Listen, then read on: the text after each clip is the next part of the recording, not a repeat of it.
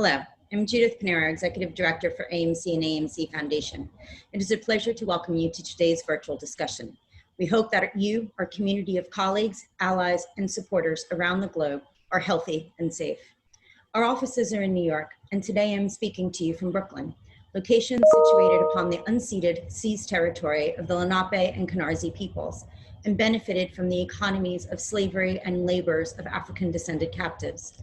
We owe our existence and vitality to generations from around the world who were brought here against their will, drawn here to escape persecution, and some that have lived on this land for more generations than can be counted. We pay respect to their communities past and present. This acknowledgement asks us each to consider the many legacies of violence, displacement, migration, and settlement that bring us together here today. The systemic violence and racism targeted at Black, Indigenous, and people of color is a harsh reminder of the inequities that persist in our society, particularly by the very institutions meant to protect them. AAMC condemns all violence, bias, aggression, and discrimination based on race, ethnicity, sexual orientation, gender, and religion. It is important to listen and learn together, and to also take action to make change a reality. AAMC's commitment to diversity, equity, inclusion, and access will continue to be a driving force of all our efforts. We call upon cultural organizations and the individuals working, funding, and serving them to take action to do better.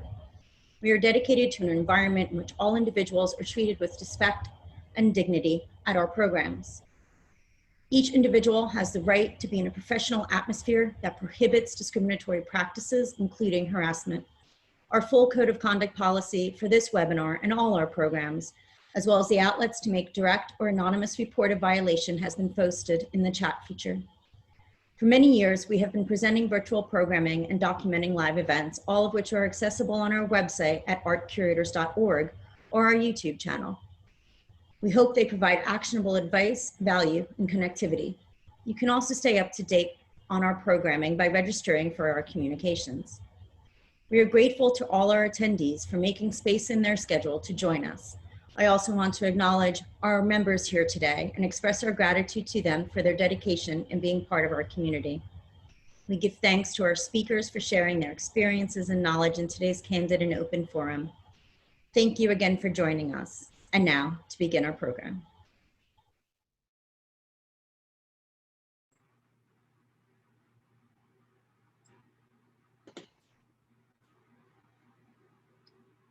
Hi everyone, and thank you for being here today. Welcome to the AAMC Foundation webinar, Publishing Incorporating DEIA Principles. I'm Gail Gomez, the Exhibitions and Publications Coordinator at the Smart Museum of Art at University of Chicago, and I'm the moderator for today's discussion. And it's my pleasure to introduce our speakers to you. I just want to say a few things. We will leave about 15 to 20 minutes at the end for Q&A, so please use the Q&A option in your Zoom to submit questions, and we'll do our best to address those at the end. And with that, I'll go ahead and introduce our first up, Anila, Senior Vice President for Exhibitions and Gallery Development at the Royal Ontario Museum in Toronto. We're also joined today by Kamilah Foreman, Director of Publications at the DEIA Art Foundation, and Nicola Legat, Publisher at Te Papa Press in New Zealand, and Chris Newell, Executive Director and Senior Partner to Wabanaki Nations at Abbe. Just a little bit about today's discussion. It's going to be a collegial discussion between everybody here. And I think to start us off, I'm going to ask our speakers to talk a little bit about their positions and their publishing programs at their respective institutions and how they address DEIA principles. Swarupa, would you like to start us off?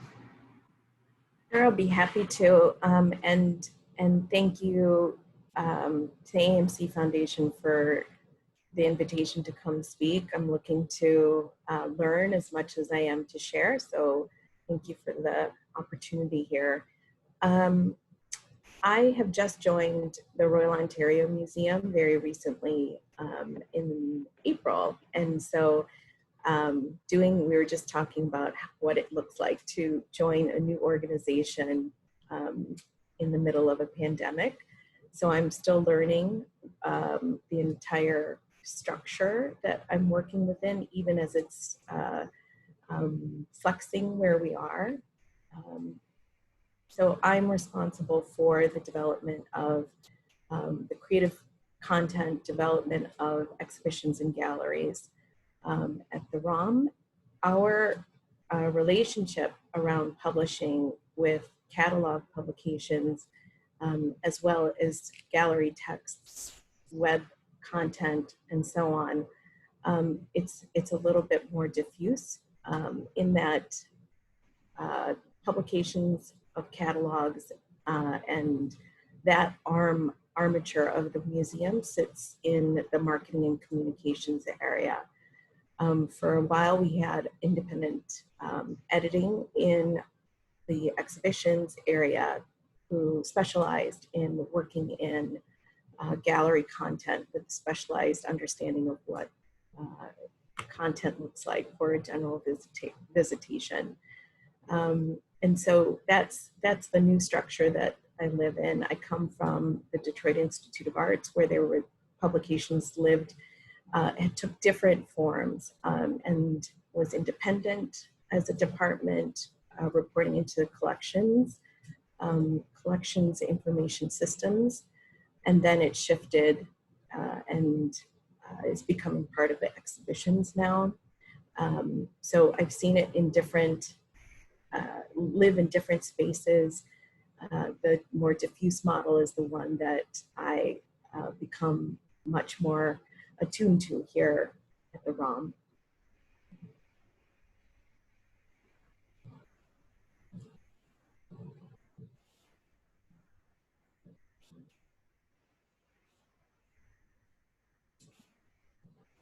Chris, maybe if you'd like to talk a little bit of your position.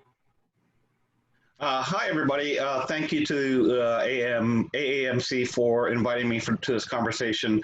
I am the Executive Director and Senior Partner to Wabanaki Nations for the Abbe Museum in Bar Harbor, Maine.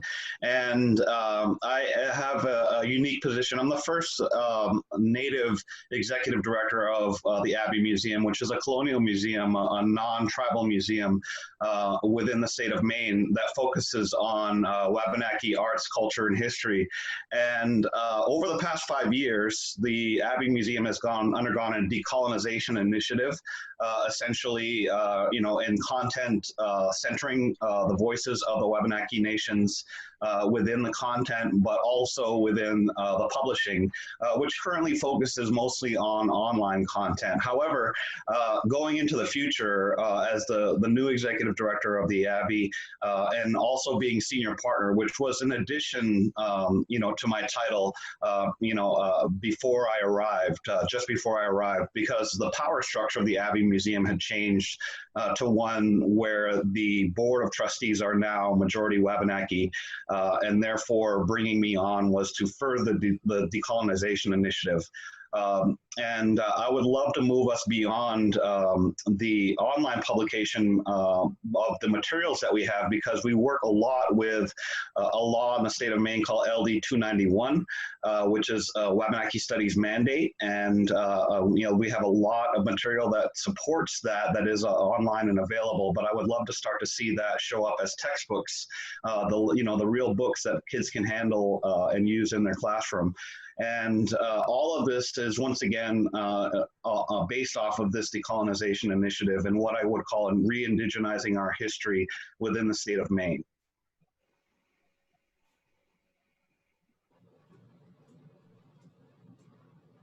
Great, thank you. Nicola, would you mind sharing a little bit? Yes, morena, everyone.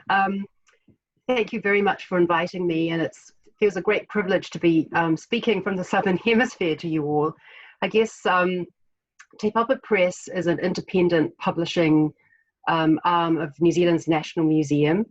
Our museum is about 20 years old, and it's a descendant of some very, early colonial museums. First the Colonial Museum, then the Dominion Museum, then the National Museum. And 22 years ago, when Te Papa was founded, so its name is Museum of New Zealand Te Papa Tongarewa, and that means a house, the National House of Treasures.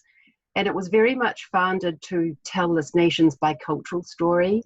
So some of you will know we are as a settler nation, not very old. A treaty was signed between the Māori people and the British Crown in 1840. And that is our founding document that has become into quite a lot of legal prominence in the last 30 years. And so Te Papa was set up to give expression to the partnership between Māori as a nation, and that is a set, a bit like First Nations people in North America, of many tribes, or iwi, to express the bicultural relationship between the Crown and Māori. And our museum has recently recommitted to that program. So Chris, I think a bit like your museum, we are embarking on a second wave of a decolonization project that I think we now know a lot more about than we knew about 20 years ago. We have a wonderful situation where every 5 years, one of the iwi from around New Zealand becomes the iwi in residence, and two of their elders basically come to the museum and run all the protocols. So every time there is an event, every exhibition is blessed at its opening, every exhibition is blessed at its closing. All taonga, which is the Māori word for material objects, for treasures, are blessed. So the museum has now become steeped in what we call tikanga, which is protocol and custom. And it just becomes richer every day. So we have a dual leadership model. We have two leaders, one Māori, one Pākehā, which is the word we use for people of usually European descent. And so our publishing, which is small, we are a book publisher. We don't do many catalogues. We do about 10 books a year. Our publishing very much reflects our obligations under the treaty. I would say that the museum is at the moment very focused on its bicultural partnership and not so much focused on other issues to do with identity and equity and equality. We have the other issue too, that we are an immigrant nation, and we're very much a nation based in the South Pacific, and we have obligations particularly to our Samoan, Tongan, Niue, and New Zealanders as well. So all of this is flowing into a very interesting and dynamic mix at the moment that our publishing has to respond to.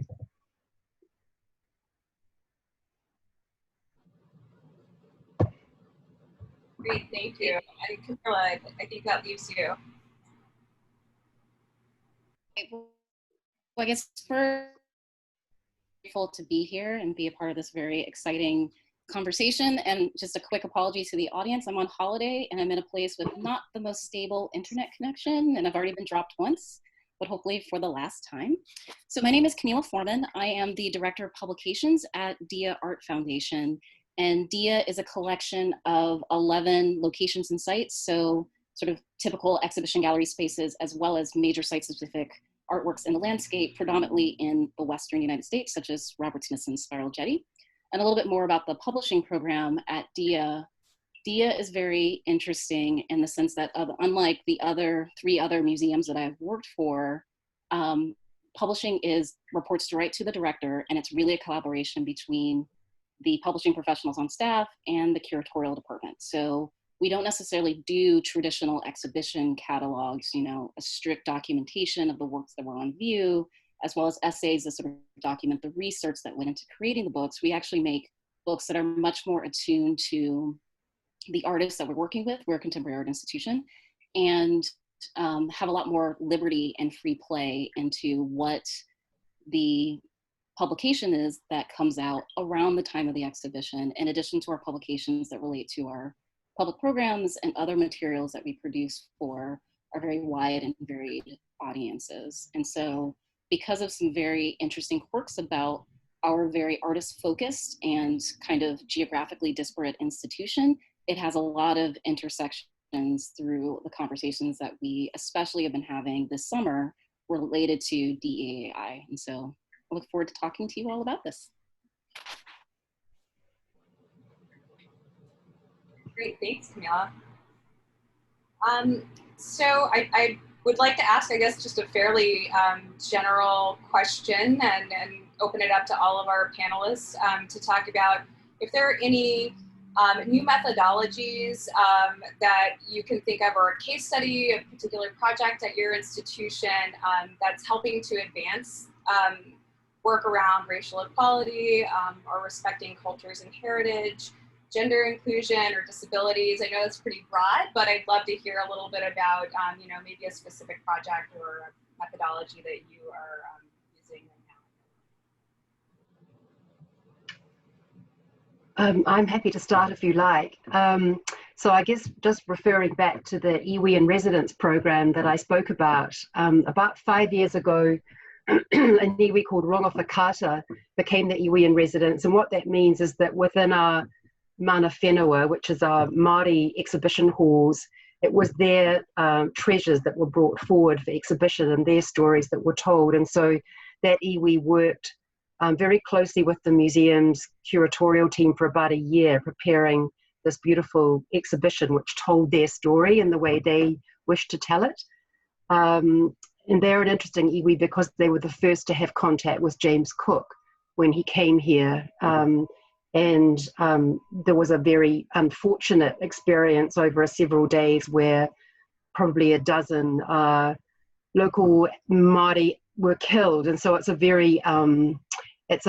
very freighted history. So this was their story to tell. And we agreed to publish a book which would tell that story. And we committed to publish it both in English and in Te Reo Māori. The first time we'd ever done that. I think, you know, it's a costly and challenging exercise. It took a lot of time and a lot of commitment. We did a lot of trips back to the home territory to make sure that everyone was really happy with the way the story was being told and the quality of also the language. Because of course, as publishers, I'm not fluent in Māori, and so I can't tell whether something is well written or not in Te Reo. So you become very reliant on having terrific editors and proofreaders, and you know, you feel very inadequate in a way because you're not really looking at that page of text in the way you would look at a page of English. So it was a big learning experience for us, but one that was incredibly important. And we did a children's book last year, one edition in English, one edition in Māori, and we will do more of that as time goes on. I guess the big thing for us is the cost of that, and we're not really very well resourced to fund it. So that will be a bit of a struggle for us to do what it is that we need to do over the coming years.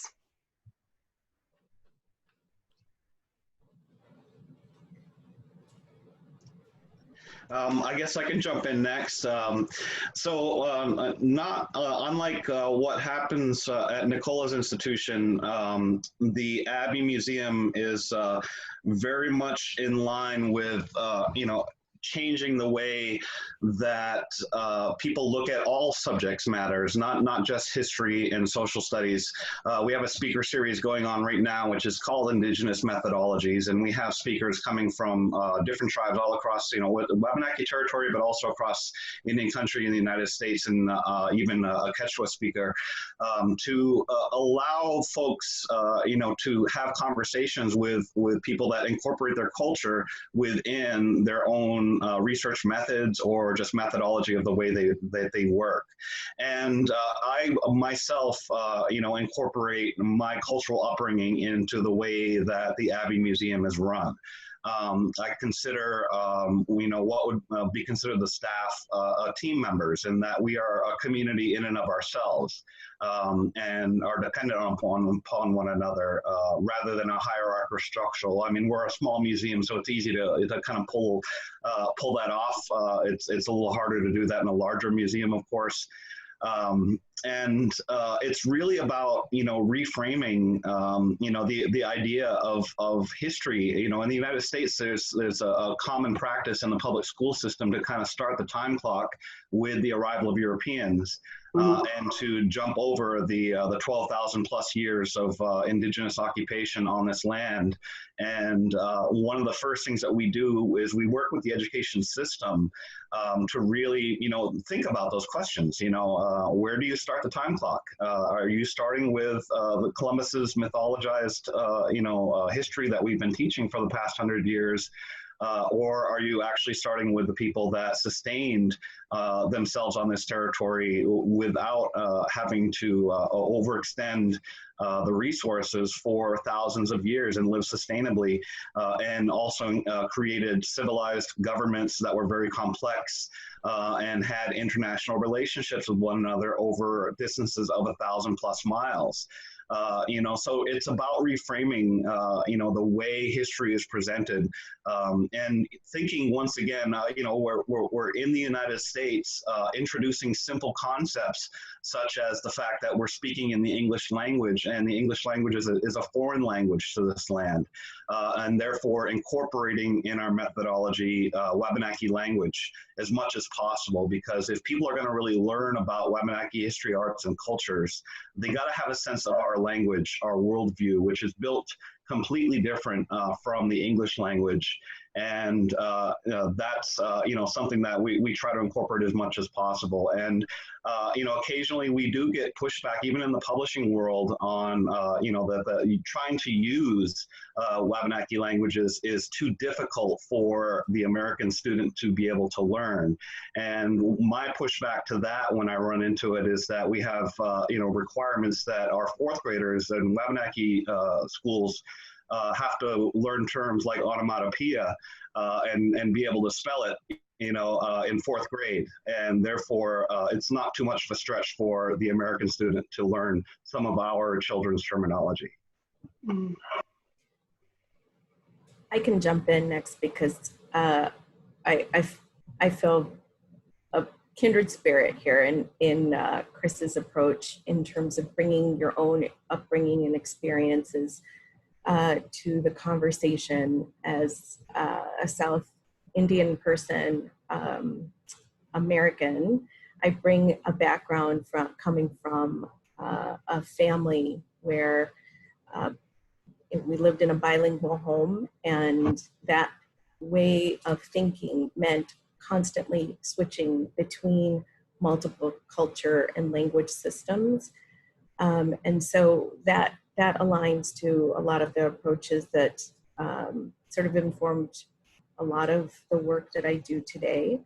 And I would go back and say that, the Royal Ontario Museum is a collection. It's an encyclopedic collection with objects from cultures around the world, but it's also a natural history museum. And that brings a kind of interesting approach to the intersections, how we operate in the intersections of art, nature, and culture. So the ROM too has been engaged in reconciliation work in relation to the Truth and Reconciliation Commission report for Canada and developing an Indigenous knowledges curriculum, and we have an education resource in-house, and we're beginning to build the ways that the Indigenous knowledges are infused throughout the work that we do, our offerings. We also have an Of Africa initiative to look at the ways that we're representing African cultures, ancient to contemporary, and diasporic communities that see themselves reflected through our Toronto area. So there are certain initiatives that are already in place, but a new commitment to really deepening the work of inclusion, dismantling racism, dismantling our own sort of learned behaviors in the same way that, Chris, you're talking about. There's a way that we as the museum have operated and constructed representations of cultures that we need to go back to and use our communities, both academically and communities of heritage, to help us unlearn and redefine, and to do that in ways that they are the ones defining. So these are some of the initiatives that are taking off. And I think that one of the most valuable things is learning, like I think as Nicola was saying, how different language systems, how they can coexist, and how much value do we put to that. So it is expensive, it does take time, and it's about relationship building, not extracting information, not extracting, what are we supposed to do now? How should this read? And just as a sort of interesting note, I've been reading 2 books side by side. One is Steven Pinker's Sense of Style, and looking at a new kind of elements of style informed by neuroscience and how people learn the world around them. But reading that also side by side with Gregory Young's Elements of Indigenous Style, and seeing how both of those inform each other in terms of English classical rhetoric, but also Indigenous ways of knowing. So it's a really interesting, informative exercise that really helps, helps dissolve some of the kind of known quantities that we think are, and that we have been part of a system of creating different foundations that are actually living on sand, in the same way that we need to enter these conversations with a more skeptical, critical eye. I think I'll jump in now. I really like what you said about entering conversations with a skeptical, critical eye, because I think at DEIA institution, why we're doing this in one particular way that I find really powerful, which is being very critical of yourself. And some of that has been baked into the institution's programs for a while. So for decades now, we've had a program called Artist on Artist, in which we invite contemporary artists to give a lecture about artists within our collection. And sort of once we have a significant number of those lectures that have been publicly presented, we then turn those into books. So then there's, artists on Robert Smithson, or artists on Andy Warhol, or artists on Hannah Dobrovin. And what's very interesting is seeing how artists, 20, 30 years later, looking often to their heroes, right, respond to artists who are in our collection, right? So there's a built-in sort of self-criticality there. And just generally by the way that the cultural conversation has changed, you can see it in what they say about sort of foundational parts of our institution's history, but also foundational parts of contemporary art. And so I think that sort of generation talking to generation level of criticality, I think, is one really powerful way to bring these issues to the forefront and sort of further the conversation. I think another thing is sort of thinking about when addressing maybe something's a little bit outside of our wheelhouse, like bringing in an advisory board. So even if it's not necessarily something that's related to a specific curatorial project, you can certainly do that for a publication, recognizing that we don't have the training necessarily, as sort of Nicola was bringing up, of like having people who understand the language and are sort of more culturally responsive to be there, who are helping you shape your style guides, who are helping you think about what the issues are, and making sure that our own sort of personal blinders don't come into what we're working on. So keeping the conversations open, talking to other people, inviting other people in to both teach you, but then be a part of the project to like really shape it in significant ways. So again, it's not sort of a very transactional, we'll give you an honorarium and you come teach us what we need to know, but like developing relationships that hopefully turn into future projects.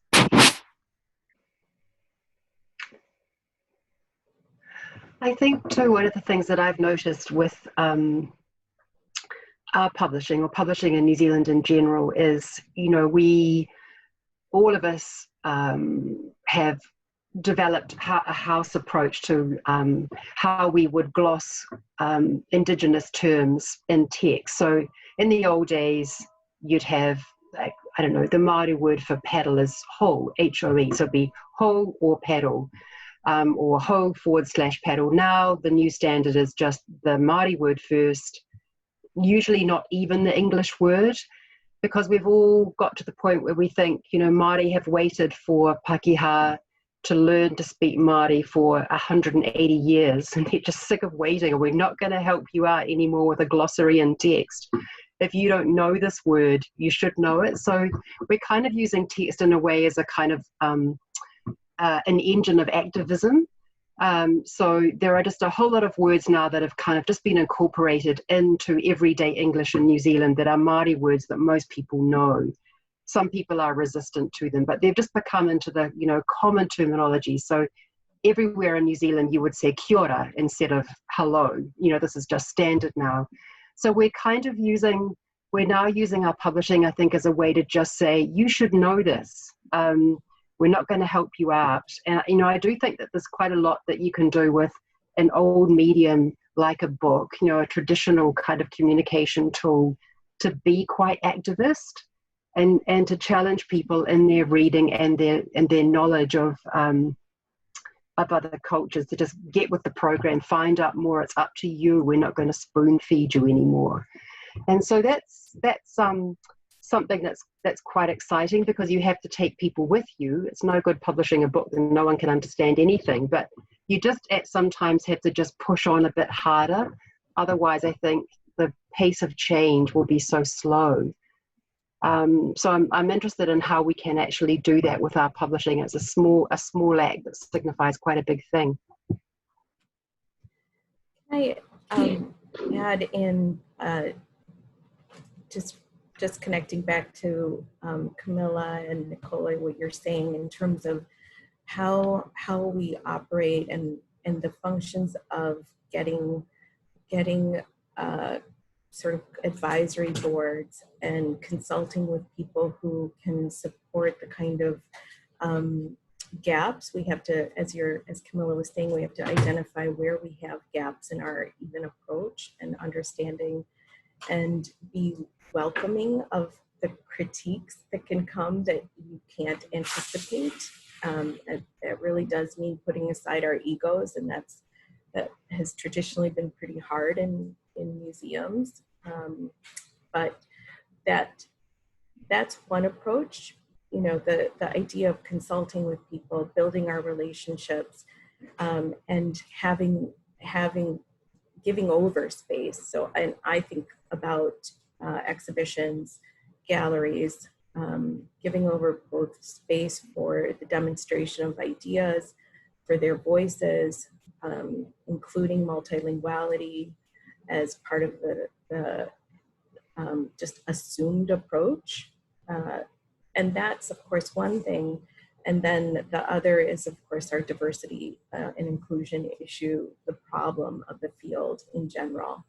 And I think this is where there's harder work to do. Those are it would be interesting to see, you know, if we look at some of the stats I was just doing some research before we joined together, that looking at the field and of publishing in the US, a study in 2015 said that it's 79% white, with the next study in 2020 showing that the numbers have improved to 76%. That's a 3% change over 5 full years.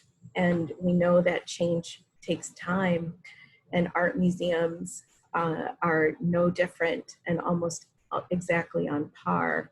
So this too, of course, is part of the question that we need to be tackling if we're looking at how to be more inclusive, how to change ways of being as museums, as, you know, in terms of how we represent, who we represent, and who does that work, who is speaking. So just ask my colleagues here their thoughts on that as well.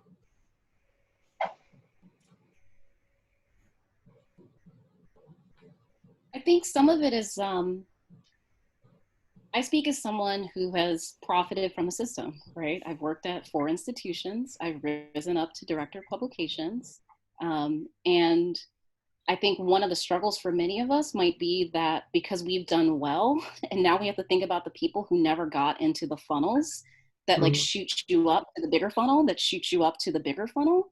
But there are ways to do that. I mean, one thing that I've heard about and I've heard conversations about is, you know, are you actually reaching out to your own visitor experience and security staff about internships or other opportunities in your own institutions? Many of our institutions, there are way more people of color that are part-time frontline staff, but they're not necessarily in the administration. So do people internally even know that there are opportunities available?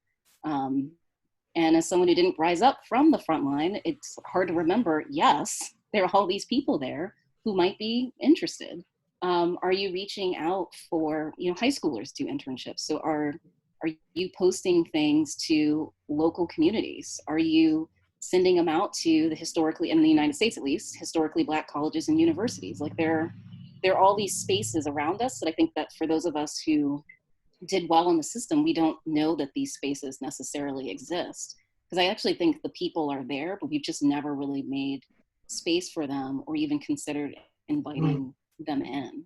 And then specifically to the editorial functions, because I know that best, one thing that I've been thinking about is the measures that allowed me to rise are very subjective. And I think we give ourselves an illusion, at least among editors, that, well, you have to pass an editorial test. And that is somehow an objective standard that shows whether you have the chops to make it, even at an internship level, or, you know, to get a job as an editorial assistant or what have you. But have we considered the way that the test is given? You know, have we thought about, so a previous institution I worked in, there was a fear that if you just emailed the test out, gave someone a week, they could just give it to someone else to take it, and you had no idea whether or not the actual candidate was taking the test. And so what they had people do was when you came in for the interview, you went into a conference room and you had an hour to do it. And what I find very curious about that experiment was that one thing that they did, though, was they handed over the style guide. And so that meant you weren't necessarily testing how much someone remembered grammar from 5th grade. You were testing whether or not someone had the skills to recognize there's a cap PM, there's a lowercase PM with periods in it. Let me go check this resource and see if I can find an answer. And I think if we think more about what our measures are and our standards for, you know, managing the gate about who gets in, we might be able to think about other ways to diversify the applicant pool and also give them an opportunity to actually get through the gate. Very good. To jump off what Kamila's saying, you know, so as I mentioned, the Abbe Museum has gone on restructuring over the past 5 years, and you know, it is you know, a Bar Harbor institution, always has been, and the board has always been majority non-native throughout its history, and now that has flipped over. And then moving me into the executive director position is a tremendous shift of power that other museums need to pay attention to, especially in the art museum world. One of the things about the demographics of the art museum world is that we do see diversity, you know, increasing within the art museum world, except in one demographic in the United States, and that is with Native people. And there's a history to that. You know, our Native peoples have voluntarily not engaged with the museum world because of the extractive nature of the American conservation movement throughout history. You know, and that's still represented in the Colonial Museum and many of the large major museums. If you go to a North American Indian Art Gallery, you will oftentimes see only historical art. as if the cultures that are being represented do not exist today. And typically you'll only see Western Plains and Southwestern art as the American conservation movement was being born and these museums started to be created. Those were the cultures that were the least impacted by colonization and were being thought of by the museum world as the only authentic cultures of the time, you know, not realizing that all of our cultures are dynamic, always have been throughout history.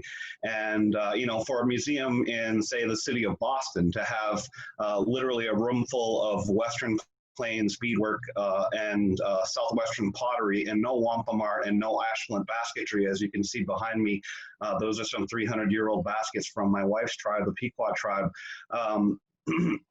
You know, without any of that inclusion and literally only maybe 2 or 3 pieces from living artists. And it really feeds an implicit bias to the non-native person. And, you know, that's why when they come into a tribal museum, which is another area I've worked in, we get questions all the time of, you know, from children and adults in the US, is the tribe that we're presenting the history of even alive? You know, we're starting at square zero when it comes to this type of thing. And so how do we get, you know, how does the world change for Native people? And it's, I really try to position the Abbe as a vehicle for increasing that diversity and getting Native people into especially positions of intellectual leadership, which is where we're very rarely seen. For me to be an executive director of a non-tribal museum is an extremely rare thing within the United States, and that really needs to change. So what I try to do now is, as senior partner, you know, I use the institution itself as a way. What I'm going to be doing is building in internships to build a workforce. We need those young people that are hungry about teaching our history to be able to enter this world that is largely foreign to them because they don't have a generation ahead of them that have been here before.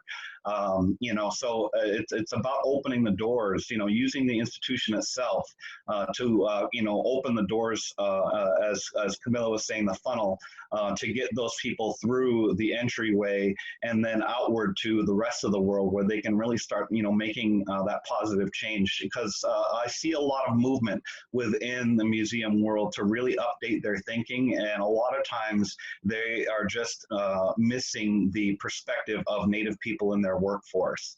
And so that's one of the things I think about constantly is how do I stop this trend of Native people disappearing in intellectual leadership positions in the museum world and turn that around. So that we have more Native people that are in intellectual leadership positions, curation, and administration, even the finances of museums, so that we can, you know, add our culture into the institution itself. And this is a lesson I learned from my dad, you know, who worked for our tribe's blueberry company as the president.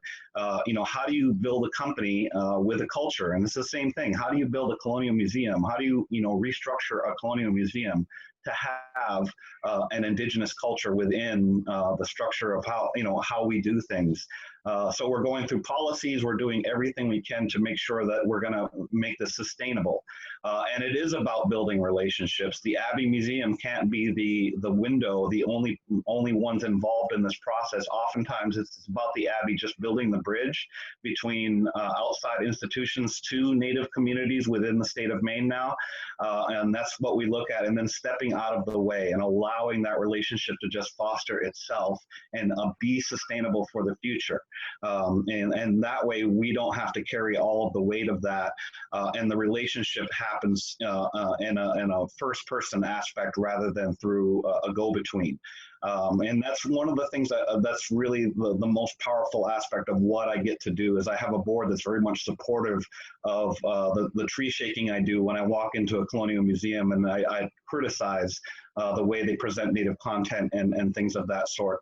You know, not in a way to be mean, but in a way to update, you know, the way their content is presented, because it does affect our lives. You know, when you are constantly asked questions as a Native person, when you leave the reservation and go to a college atmosphere and you are asked questions about, do you live in teepees? You know, you're asking these questions that people should already have basic knowledge of, about the state of Native America in 2020. But they do not have that basic knowledge, and that affects the self-esteem of our youth.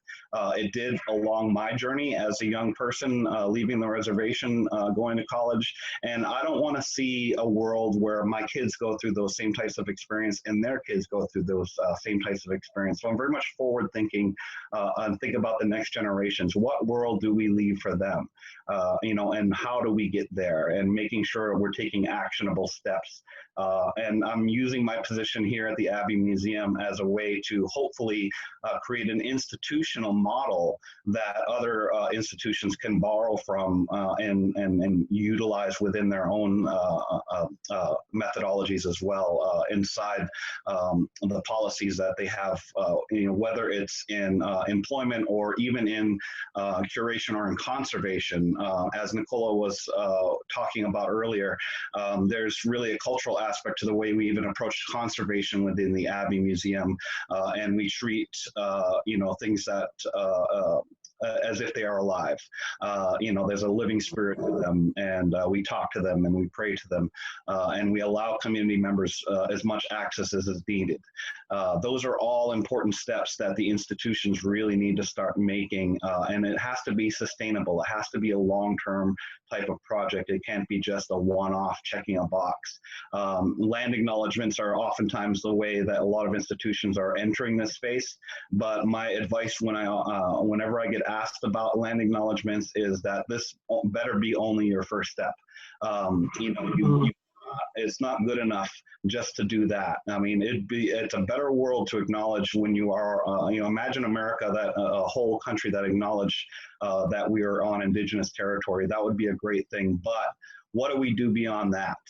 What are the steps that go beyond just checking that box and really changing the way your institution operates? Chris, I would love to put you in touch with the Mātauranga Māori, which is traditional Indigenous knowledge team at Te Papa, so that you guys could have a chat. I think you've got so much to share. So let me know if you'd like me to make that introduction. We're really talking totally the same language here. It's great. Yeah, absolutely. Yeah, definitely pass my name along. I love making relationships with anybody I can and learning everywhere I can. I'm a lifelong learner, you know, and that's what I've always told people. And I try to model humility and always willing to change course when new information comes my way. So that's, once again, you know, a cultural aspect that I try to bring into the way the institutions run.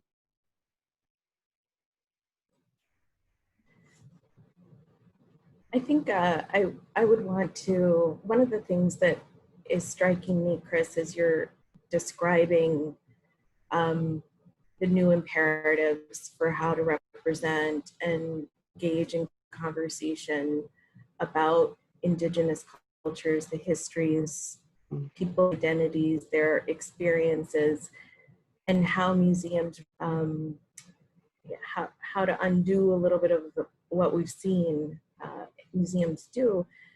I think there, in my experience, when we engage culture, people from particular, you know, who identify as coming from different cultural heritages that might connect to a particular collections area in encyclopedic collections, it's usually located there. The bigger challenge is how to unpack Western representations, Western imagery, the symbolism, the allegory, the stories that sort of then become the work that we're talking about here, the work that needs to be dismantled. I think there's I've encountered more resistance to changing those narratives than in entering new narratives about people whose cultures are actually they're producers of the art at hand. So I think this is the challenge too, the global challenge that I think you're speaking to. And what becomes interesting to me is how all of these things are so fluid, like language changes, culture changes, and what worked 10 years ago isn't going to work today. So I think that, like Kamilah, you were saying, that constant self-reflexivity, the constant negotiation of a contemporary moment and context, these are things that are sort of bubbling up for me. These are highlighting in my thoughts as we're talking here.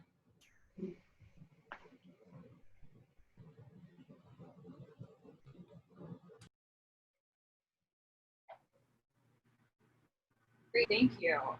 I think it might be a good time to take a look at some of the questions that we've received from the audience.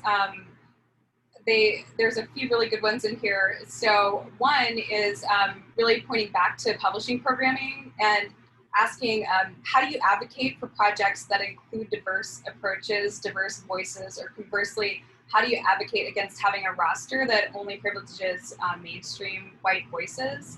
And that's like asked in regards to your publishing programs. Does anybody have any thoughts to share on that? I'll give a resource that I commonly give out for especially United States teachers or anybody that's working in the publishing world. There's if you're looking at books that are made for children, young adult, there's Dr. Debbie Reese runs a website called the American Indian Children's Literature Blogspot. She's been running it since about 2004. She and Dr. Jean Mendoza are the co-editors of the young adult version of the Indigenous Peoples' Histories of the United States by Roxanne Dunbar Ortiz. So they're very well known, and what they do is they review every piece of literature that comes out every year that has Native content within it, whether it's a Native author or a non-Native author. And they give, a real criticism. They will let you know if this book is a good resource, that, tribally sourced their information and is being equitable, or if it's just garbage. They will, make it that clearly for you. And that's a common one that I often point to just for educators. There's we are now having more and more Native people that are in the world of academia, and they are branching out of the university world. And the American Indian Children's Literature Blogspot is really a good stop for you to go to, and you can see once again recommendations every year for the books that come out. Native, non-Native authors, but they do try to lift the voice of Native authors as much as possible. And also another one I would point to is Birch Bark Books, which is the family bookstore of the Erdrich family, the Louise Erdrich, for those that love her novels.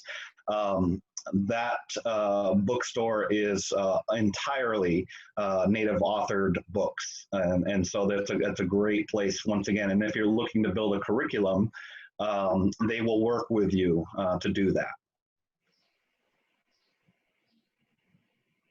I think when it comes to advocating within your own institution for a table of contents for a specific publication that looks different, and regardless of what the motivation is, one good thing to do, right, is to look at whatever your subject is. What are the previous books, right? It's a typical publishing activity. You look at the previous books, you look at how well they did, and often, particularly in certain parts of the art world, it's the same people who are writing the same things.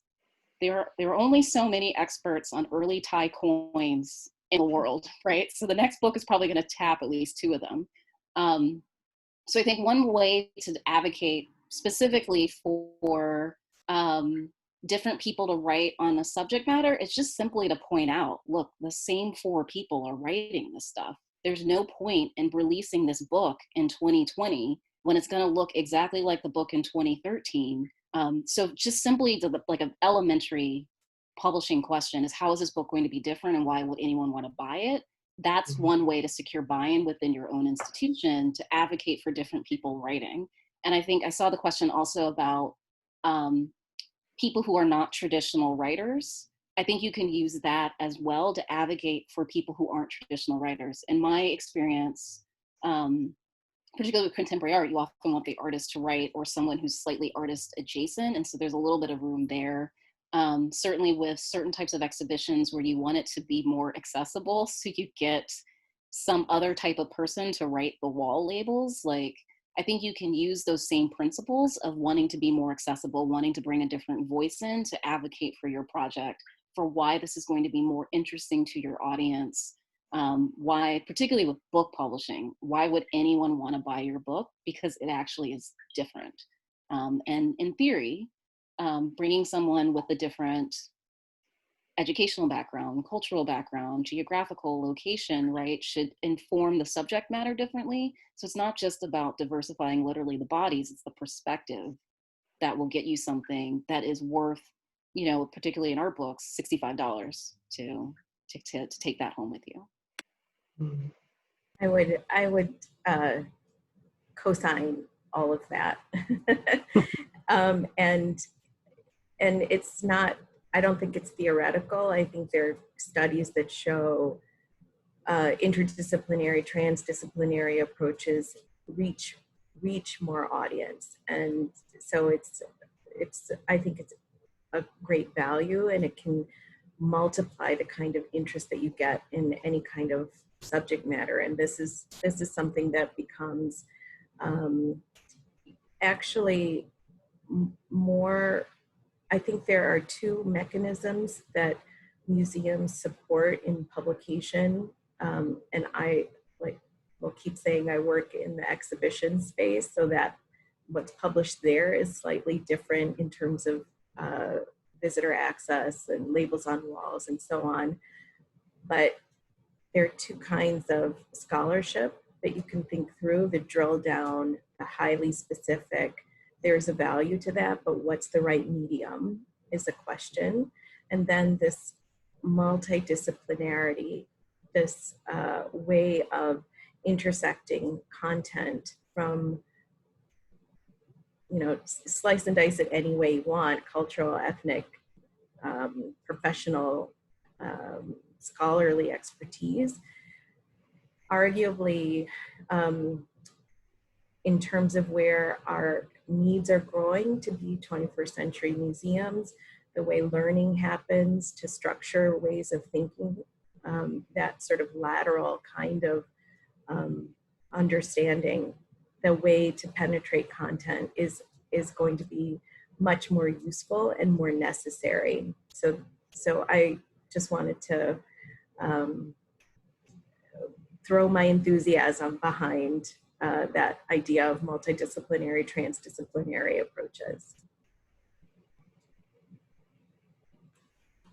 Yeah, I would say the same. I'm sorry. Go, Chris. Go ahead, Nicola. I've talked enough. Go ahead. I was going to say we've been trying that in the last couple of years with a series of little books that is called Thinking About, and we tend to theme them. So when it was the 100th anniversary 2 years ago of New Zealand women getting the vote, we invited 12 people from a very wide, very disparate community to choose an object to do with women that sits in the museum, and just to respond to it. So we had poets, we had politicians, we had activists, and it was just so fantastic. And so these were basically lay people coming into the museum without any kind of museological framework, just responding to items from the collection, really drawing something out of them that surprised everyone. And that really struck a chord. And we really want to do more of that. And I think it's just kind of sharing your place with other people, inviting them to come in, have a look around and to respond is a really very energizing thing. and just leads to great publishing opportunities. But they all just enjoyed it so much, and the curatorial staff enjoyed seeing their way of seeing. So I think there's lots of potential for doing that. Yeah, and to co-sign once again, as Kamilah was saying, finding non-traditional writers. I am one of those non-traditional writers, and I'm actually writing a book currently, a non-fiction history book on the arrival of the Mayflower. So as a native writer, being objective is the target, but of course there's going to be some bias toward what I know, and it's going to be a very, very different tale than has been taught. Because the Mayflower landing is often mythologized as if that's the first point of contact between the English and native people, or the first colony, which jumps over the Virginia colony completely and erases that history. Using a non-traditional author like myself, I'm bringing a very, very different perspective, to the retelling of this story, and making sure that other parts of history are being added around it, and so that we get a fuller picture of that particular event, because it is so well known, but so mythologized, because a lot of it has been largely created by fiction writers, the tale of it, in the late 19th century. And it's important for teachers to start realizing that, and start to incorporate indigenous, thinking or histories back into these moments and these perspectives, as Kamilah was saying. And when it comes to the reteaching of U.S. history, when America becomes America, or the U.S., Native peoples have been there throughout all of it. And that includes the American Revolution, all the wars. World War II, of course, is another big one, where code talkers from 33 different tribes. So there's so much that you can reincorporate into the histories that we're already teaching. And I always point to one more thing in the vocabulary, the language that we use to talk about these things. So if you're talking about American westward expansion and you use the word frontier, as an educator or as a writer, think about that word for a second. Whose word is that? What does it describe? It kind of has a positive connotation, this idea of a line, of something behind it, that people were calling civilization at the time, as if on the other side of that, nothing existed except for wilderness, when in fact there were entire cultures, so whose word is that, and who does it serve to use it? From a native perspective, that word frontier doesn't accurately describe what was happening during westward expansion, and that line would be described, I'm sure, using different vocabulary. So rethinking the common vocabulary that we have just, the American school system is just kind of embedded within, the minds of the English-speaking American, and starting to, be critical of it. When it comes to exploration, right? When Europeans were in ships, there was nobody showing them how to get where or anything. That's exploration. But when Lewis and Clark were on land, they were not exploring anything. They were asking directions, and they were being led by the hand. Therefore, is exploration the proper word, or is explanation a better term? So be critical of the common terminology that we've used, especially when it comes to history, and whose perspective are those vocabulary words serving, and what can we do? What other words can we use to accurately describe these events that incorporate those other perspectives? Mm-hmm. Great, and that actually links up nicely to another question that the audience posed about asking if there are any style guides or guidelines that incorporate DEIA into them, that you all would like to share, if you have resources or style guides that you use or that you know of. Actually, I would say that we don't. I think it's something that's just developing organically, but we should have one. So I think that's something that we actually need to do. I think a lot of it's just kind of in the DNA now. You know, if you work in an institution long enough that's kind of alert to these things, you just pick it up, or, you know, you self-correct. But I think, yeah, I think having a style guide for people who are just tiptoeing into it would be a really useful thing. That's something that I need. That's a good thing that I should be doing. I would say to that point too, and an earlier one, I think that style guides, you know, we work really hard toward them internally as museums, but they need to be living things. They need to be flexible, and that tension between getting something done and having it be living and going through the kinds of testing that we want to ensure that it's usable in a museum for long periods. That's a challenge. I did mention the Gregory Younging's Indigenous Elements of Style, which does include not just approaches to language, but also how to engage Indigenous communities to be part of the development of your texts or projects. So I would say that's one that I would recommend, that it's not, you know, site specific to a particular museum. But I agree with Nicola that many times the DEI angle is not deeply entrenched, and it isn't systematized yet.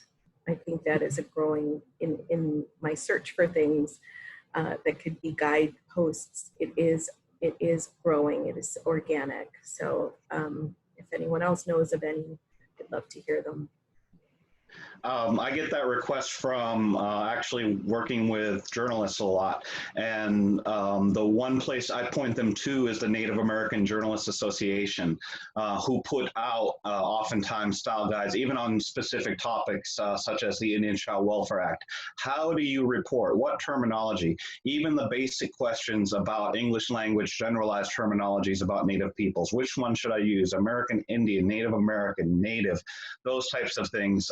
So they do put out some really good style guide, you know, kind of very short, poignant, to the point, you know, on how to write about Indian country in the English language and use, you know, terminology that's much more inclusive.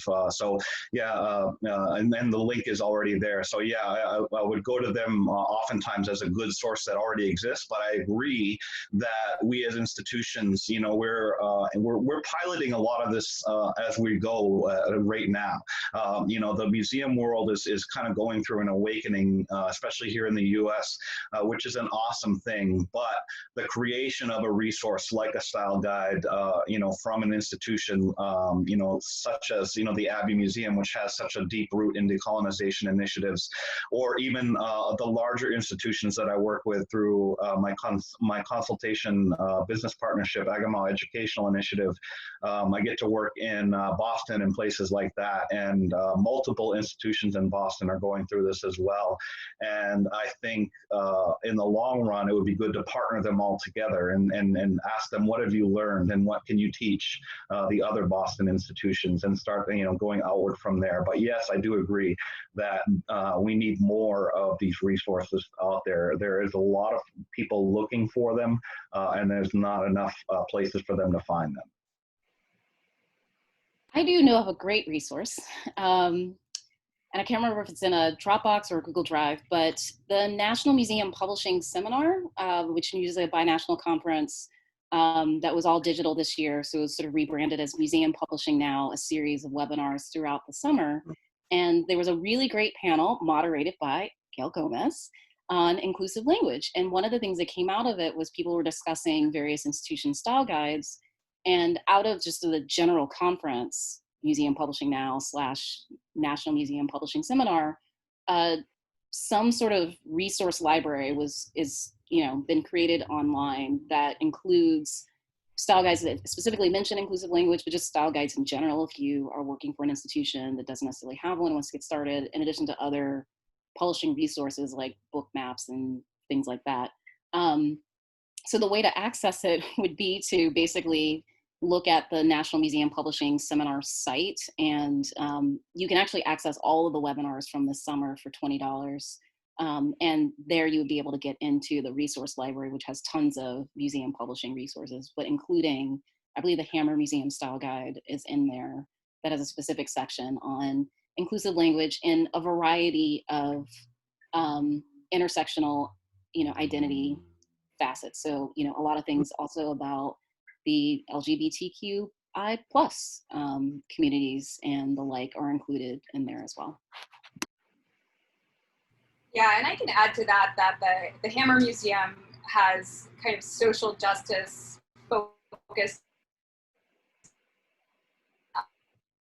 They are working on this, adding this DEIA section to their style guide, but it's in development and it's a living document. So they've compiled what they had to share at the outset of our panel that we should be published recently. So,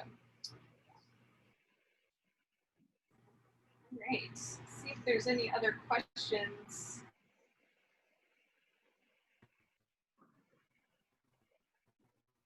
Someone also mentioned the Conscious Style Guide and Diversity Style Guide that are websites, and those are also really great resources with just tons of articles and examples if you're looking for resources like that.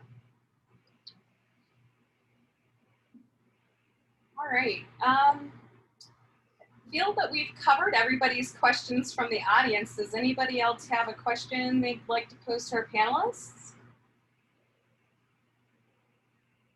Or anything from our panelists to add to the conversation? Well, I think I saw one also about audience and extending the reach. And I just wanted to say, because I've worked at the Met, right? So a massive encyclopedic institution, and now I'm at another smaller institution. And if you're going to be a successful book publisher, you have to be thinking about people who are outside of your own galleries. I mean, that's just in the nature of things. So even, the Met, which has a global reach, not many people, not everyone's going to make it to the institution in the 3 months during which that show is open, but the book will last 25, 100, even further, many more years. And similarly, if you had a smaller institution where people may not have heard of your small university art museum, what you put out still has value. Otherwise, you wouldn't be doing the show or the book or what have you. And so you really should be thinking anyway about who's writing, how you're going to address the topics, because there's no way there's no way the book should serve simply the few hundred, few thousand, or bigger institutions, tens of thousands of people. The life cycle is much bigger. Now, in terms of how you do that, language is important. Thinking about other perspectives, I find geography is really helpful, right? So particularly for me, because I work in contemporary art, thinking about where an artist is actually practiced, right?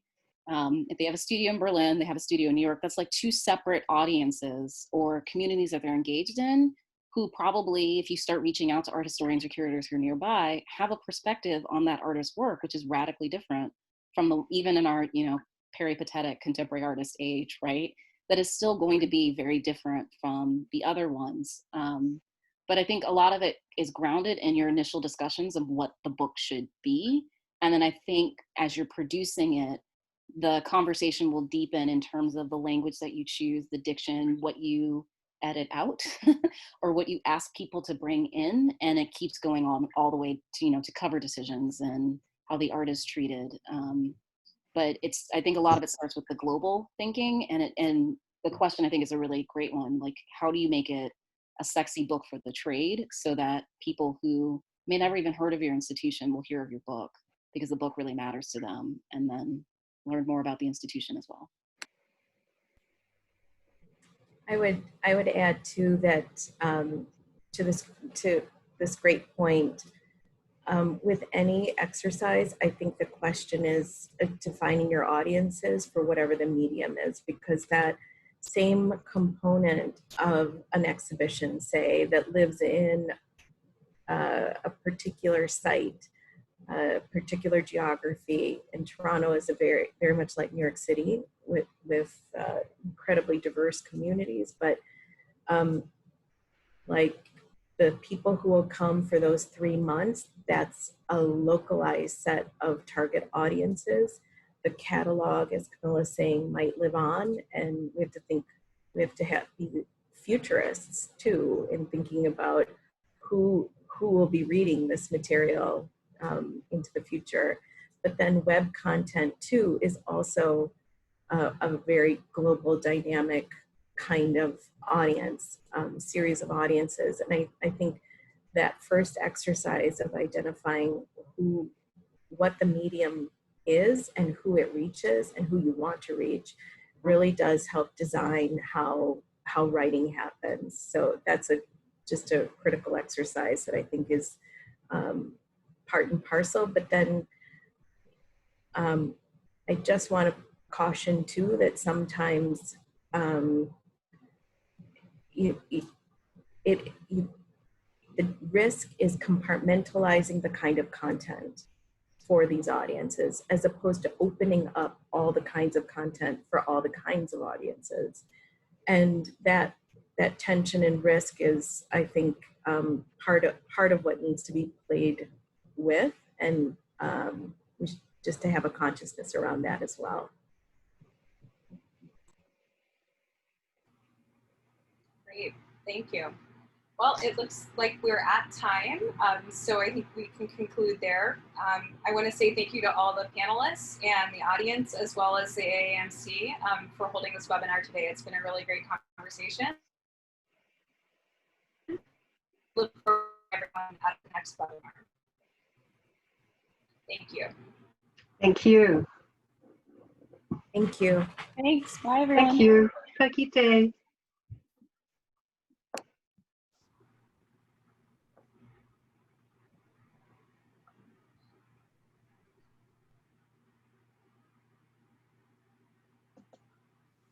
Hello, I'm Monica Valenzuela, Program Manager for AAMC and AAMC Foundation. Thank you for joining our program today, and a special thanks to our speakers for sharing their experience and expertise with us. A recording will be available on our website, artcurators.org, and our YouTube channel shortly. Please help support our capacity to continue programs such as today's event by making a donation today. A gift of any amount will have a direct impact on our work. Thank you, stay well, and join us again soon.